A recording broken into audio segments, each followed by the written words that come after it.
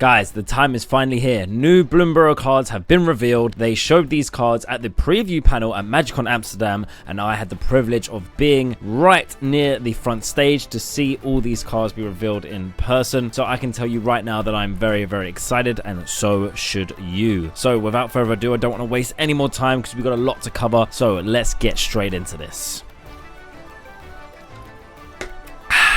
By the way, New Tonic, not a sponsor of this video, just really a big fan of the drink and James and Chris and their work. So yeah, but New Tonic, you know, if you do want to sponsor me, reach out. Anyway, let's move on. Okay, so we're going to be looking at quite a few cards today. We're going to start with the first card that was revealed at the preview panel, and that card is Carrot Cake. This is a 2-mana artifact food. Essentially, this is a food token with some extra stuff put on it that you have to pay mana for. When Carrot Cake enters, you sacrifice it and create a 1/1 white rabbit creature token. And that's when it enters, and when you sacrifice it. So you're going to get this effect twice. And you also get to scribe 1. And then it has the regular effect of a token where you can sack it to gain free life. First of all, this card, the art, it's quite funny. It's literally, well, not what we would think of a carrot cake. It's quite literally a cake with leaves as like layers, and then literally carrots on the top and side, like whole carrots. They're literally whole vegetables. And then what, I don't even know what this is, like maybe cauliflower or something in the middle. Basically, this is exactly what a rabbit would eat. It's their version of carrot cake, not ours. There's no icing or anything like that. So that's the art. I'm quite a big fan. What this card tells us is, one, what we could have guessed is that rabbits are going to be wanting to make lots of 1/1 tokens. Not surprising, it's quite flavorful. As we know, rabbits like to do a lot of shagging and popping out lots of babies. This is quite flavorful, I like that. And a little scry one, that's quite nice. Other than that, there's not really much else to say about this card. I think it's cool. It's what this does tell us is that food is going to probably be quite prevalent in this set, which we could have guessed as this set is all based around animals. Not really much else to say about Carrot Cake. That's cool. Right, let's move on. Okay, so the next card we're going to talk about is Salvation Swan. Now this is an exciting one. I am a big fan of this card, and I'm going to tell you why. This is a 4-mana card, 1 white mana, 3 colorless. It is a bird cleric, and we already know birds are going to be in the white-blue color. I'm going to be getting into the color combinations as they've all been revealed as well, which is quite exciting. But first, let's talk about this bird. So this bird is a swan, Salvation Swan. Has flash and flying, so you can play this in your opponent's turn.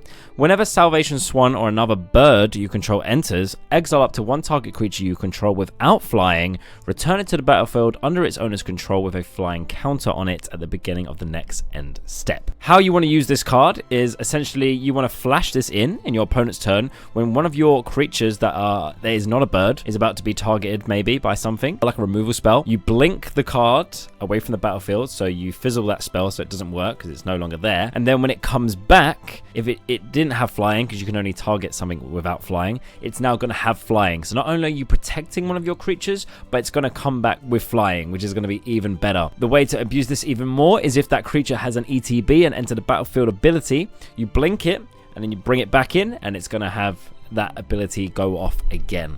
So really, really exciting. Like, this card is really cool, and it's a free flyer, which is, you know, which is not bad either. So, you know, for 4 costs, I think this is a really nice card, and this is probably one of my favorite cards that have been revealed. So huge fan of Salvation Swan. That's about all I've got to say about that. Oh, the art as well. The art is really, really cool. We got the swan at the center of the card, and then we got some other little critters here as well, like a little raccoon and what looks to be an otter casting a nice little beam spell in the background. Very nice. Got some weapons here at the side. Swan's got a little green plate of armor on its breast. Yeah, it looks very salvating. Is that a word? Yeah, sure, we'll go with that. It looks cool. Big fan of Salvation Swan. Early Winter. This is a 5-mana instant black spell, 4 colorless and 1 black. For choose 1, exile target creature or target opponent exiles an enchantment they control. Now, first of all, let's talk about the art, because I forgot to do that last time at first. The art, it's a little mouse, and it's getting fucked up by the winter. And we can also see it's got a little glow bug thingy on the end of its staff, which is really cool. So it's like a torch sort of thing, but instead of an actual flame, it's just like glued a bug against its will to a stick. I'm guessing it's against its will. I don't know. So this mouse looks like a little shaman mouse. Very cool. And yeah, it's getting fucked up by the cold breeze. Poor little mouse. When I first saw this card, I thought 5 mana for a removal spell? Absolutely not. That is way too expensive. But then when I started having a look, black doesn't have that many exile options. It does have some, but not many. And because this is actually flexible and you can also make it an enchantment removal spell as well, I actually really like this card because I don't know about you, but I tend to play against a lot of nasty enchantments and I very rarely have an answer to them unless I have a spell that says like destroy a target permanent or something. So the fact that this can do both of those things I quite like, and it's exiling it so you don't have to worry about your opponent getting it back. I think it's one of those cards that I think I'd have to test, but I am actually quite excited about this card after some further thought on it. And the flavor text here: the climate changed and the world suffered. Ooh, very dark. I like it. Cool. Right. That's all I've got to say about early winter. Pearl of Wisdom. This is a 3 mana sorcery blue spell. 2 colorless and 1 blue. This spell costs 1 less to cast if you control an otter. Essentially, it's should be a 2-cost card. And you get to draw 2 cards. Nice and simple. So it's card draw because you're playing this. So you're losing a card and you're gaining 2. So that's 1+ in value. Little lesson there, noobs, okay? If a card just says you draw a card, 1 card, and that's it, that's not card draw, okay? Because you are losing a card to play it. It's not card draw. All it does is replace itself. Nice and simple. Nice cheap spell. Draw 2 cards. That's it. We all love drawing cards. There's not really much else to say about this card. I have looked. There are a few other blue spells that help you draw 2 cards specifically, but around this cost of 2 mana, which is what it should be if you're playing this card, it's actually quite good. I can imagine this is going to be quite fun. But we already know that otters are going to be blue-red, so they're going to be spell slingy. So cheap spells like this is going to just be really nice in those decks. And the flavor text: Otterfolk divers compete to bring up the biggest, purest pearls they can find. Storing elemental magic in them is a bonus. Okay, so this is why the otters are spell slingers, because they're looking for these little treasures, these little pearls, and then they're storing their magical energy in them and maybe use them to like attach to their staff and shoot beams out of them or make little magic grenades. I don't know. Pearl of Wisdom, cool card. Next card is Sunshower Druid, a 1-cost green creature. So it's a nice little 1-drop. Who does not like a little cheeky 1-drop? It's a 0/2. When When Sunshower Druid enters, put a 1/1 counter on target creature and you gain 1 life. Now I just want to point something out if you've not noticed already. With the new set in Bloomburrow, basically they've got rid of when enters the battlefield text and it to replace when blah blah blah enters, just to shorten card text. I think this is a really good change. I don't think there's any need to have enters the battlefield. Magic cards are getting out of control as it is in terms of text, so having just enters is really nice. It's 1/1 counter synergy. Whoop! It's 1/1 counter synergy and life gain synergy. So nice and simple. It says target creature, so you could target itself. So it can come in as a 1/3 and give you a life, which is quite nice. Or you can buff something else on your board. It's doing green stuff. It's 1/1 counters, it's life. I like it. I think it's going to be good in any deck that is based around those things. I think it's going to be quite good in limited and stuff as well, because it's just a nice little 1-drop 1/3, which is just, yeah, it's nice. Oh, and there's art. Keep getting the art. Let's have a look at this. Let's have a little closer look at the art here of Sunshower Druid. So it's a little frog. He's got some leaf cape action going on, and he's got little Lillypad hats. He's got a staff, and he's got some blue magic coming out of his other hand. Frogs are looking like they're going to be other sort of like magic users, but this one specifically is a druid, which is interesting. So maybe they're going to be using more like naturey spells as opposed to like the otters, which are just like going to be more like typical like lightning bolts and like more destructive energy, and these guys are going to be more like hippie naturey energy. There's a little squirrel in the background as well. Oh, and then there's like a little, what is this? Is this oh, it's a rabbit. It's a rabbit in the bottom right hand corner. So we've got a few animals in here, and then a little squirrel in the top left as well. See these little raindrops here. They look like they're almost got some sort of magical energy on them, so don't know if he's using the power of the rain to do something. And the flavor text here, apprentice augurs begin their studies by predicting where the rain will fall. Even those who don't succeed derive great joy from the process. So it definitely is something to do with the rain. He's doing something there. I don't know if he's making it rain or if he's, I don't know what he's doing. Yeah. He's doing something to do with the rain. Anyway, we've spoken enough about this card. Next card is Might of the Meek. This is a 1 red mana spell, instant. Target creature gains trample until the end of the turn. It also gets +1/+0 until the end of the turn. If you control a mouse, draw a card. Nice and simple. So first of all, let's look at the art on this card before we forget. Might of the Meek. We can see a very big snake, which I think is going to be one of the calamity beasts. That's just my prediction from what we've seen so far. Pretty sure there's going to be a big snake in there. I mean, why not? It's just a missed opportunity if not. So, and we see it here, so surely it's going to be a calamity beast. So yeah, we've got a big old snake here. It could also be, because I feel like in the story they've talked about calamity beasts have been a thing in the past. It could also be like a past calamity beast, if not a present one. Anyway, so we see a little mouse here. He's got his little dandelion shield thingy and a little sword, it looks like. I mean, he's standing up to this snake, about to fucking poke him full of holes. We got a little insect in the background, and then some quite sinister looking shrubbery in the back there. Give me like some sort of Mirkwood vibes. Oh, don't let me forget the flavor text. Fear is unavoidable. You can run from it with your tail between your legs or charge it head on with sword in hand. I prefer the latter.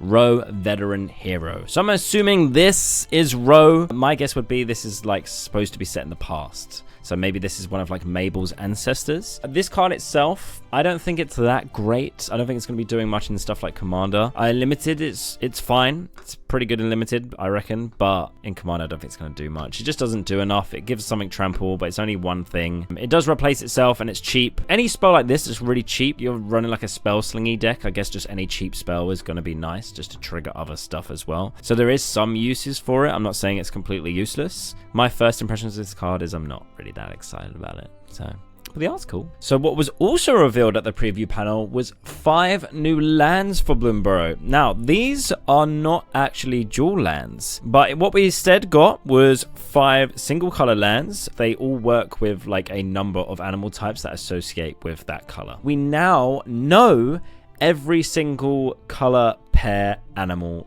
type. Some we already knew, but some was like on the fence, and everyone had these like theories and stuff, but now it's like set in stone. This is what we're getting. The first one we're going to talk about is Lillypad Village. Now, wow, how wholesome is this little Lillypad Village? I mean, look at this art. It is stunning. You know, we got the little lily pad houses with a little waterfall on the right there. This looks like maybe a little boat. It's very cute. What is this called? It's like a windmill. Yeah, I'm a big fan. Oh, is that a little fishing rod as well? Oh, look at that. They're fishing. Oh, it's great.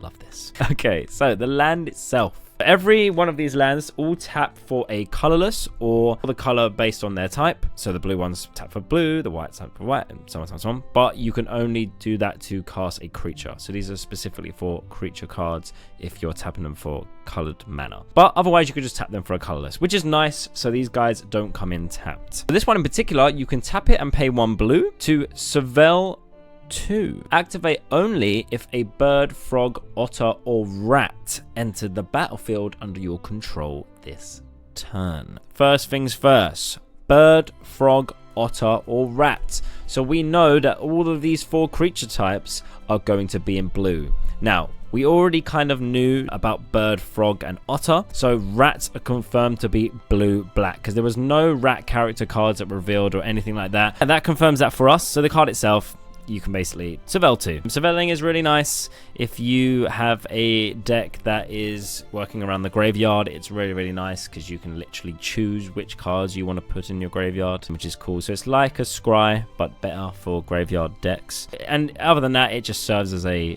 scry. It's going to be nice whatever you've got, really. It's always a nice option to be able to manipulate the top cards of your deck. So the next card we're going to look at is Lupinflower Village. Again, we'll go with the art. The art is, again, very, very pretty. We got these little houses here. The centerpiece is this big, huge plant with some pink, Looks like cherry blossoms, or I don't know. I'm not really big on my plants, really. Like maybe thistles? I don't really know. Tell me in the comments below, what plant is this? But yeah, so it's almost like a little, well, as it says, it's a little village. Lots of high-rise buildings, it looks like. So a bit more civilized in this one, much more than the Lillypad Village. For this card, again, add a colorless, tap it for a color, sorry, or a white if you spend it to cast a creature spell. But you can pay 2 mana and tap this card, white and a colorless, to sacrifice this card. Look at the top 6 cards of your library. You may reveal a bat, bird, mouse, or rabbit card from among them and put it in your hand.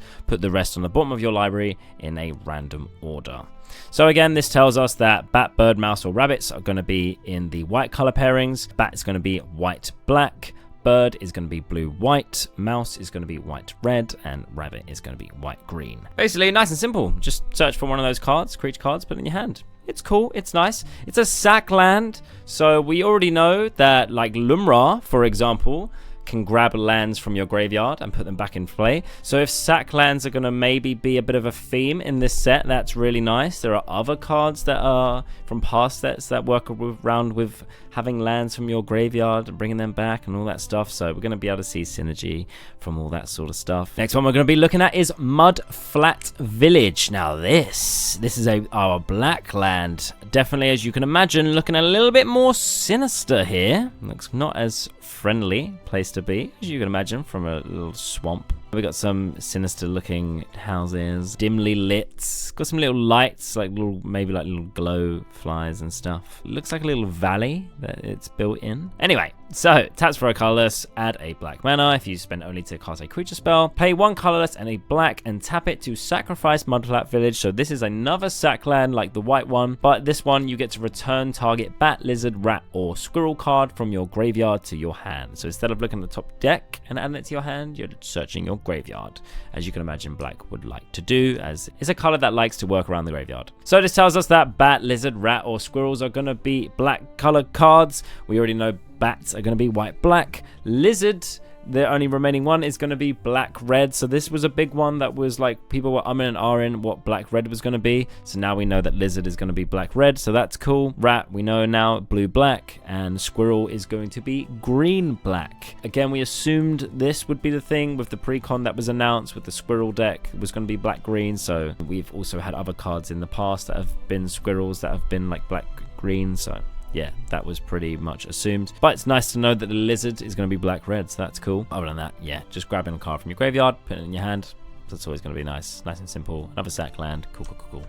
Right, let's move on. Oakhollow Village is the next land we're going to be looking at. Now, this is looking very, very greeny, as you would imagine. We've got some houses in trees, looking like little hobbit homes. And then maybe, are these like lily pad ones, or they're just like big leaves that have been made into houses? I don't know. And then we've got some more houses, buildings in the background there. Again, same thing. I'm not just going to keep saying this, but it taps for a colorless, blah, blah, blah, and a green spell. This one, we just got to tap it and pay 1 green to put a 1/1 counter on each frog, rabbit, raccoon, or squirrel you control that enter the battlefield this turn. So it puts 1/1 counters on it. So if your deck goes around 1/1 counters, this is going to be quite nice. This tells us that frog, rabbit, raccoon, or squirrels are all going to be green cards. We already knew frogs, rabbits, raccoon, I guess, was one as well that we were kind of on the fence about. So now we know, confirmed, raccoon is going to be a green color. And then squirrel, again, we kind of knew that. So yeah, not much to say really. Just 1/1 counter. It's nice. We've already seen other cards that put 1/1 counters on things, so it's just a green thing. It's doing green stuff. Yeah.